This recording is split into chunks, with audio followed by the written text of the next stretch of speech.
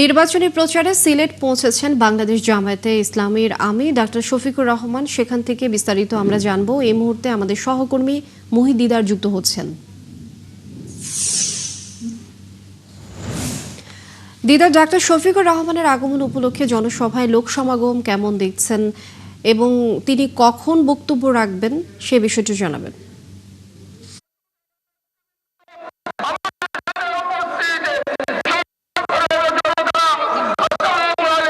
লিনিয়া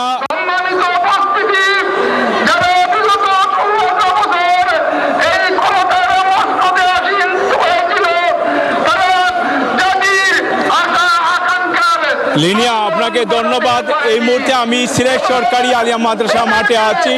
এখানে মাঠটি কানায় কানায় ভরে গেছে এবং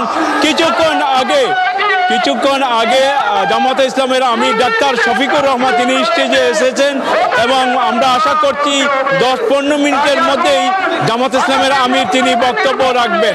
এখানে দলীয় নেতাকর্মী ছাড়া কিছু সাধারণ মানুষ এখানে এই আলিয়া মাদ্রাসা মাঠে এসেছেন এবং জামায়াতে ইসলামের এই সভায় সুনামগঞ্জের 5 এবং মৌলভীবাজারের সুনামগঞ্জের 5 এবং সিলেটের 6 জন মোট 11 জন প্রার্থীকে পরিচয় করিয়ে দিবেন।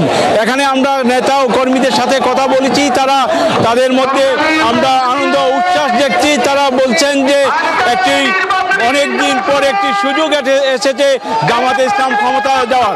তারা অপেক্ষা করছেন জামাত ইসলামের আমির তিনি বক্তব্য রাখবেন, তিনি কি নির্দেশনা দেন সেই নির্দেশনা শুনবেন। আরেকটি কথা আপনাকে জানিয়ে রাখি, এখানে জামায়াতে ইসলামী সিলেটে এই প্রথমবারের মতো আজকে যে এই জনসভায় প্রচুর নারীরা তারা এসেছেন, তারা এখানে বক্তব্য শুনছেন।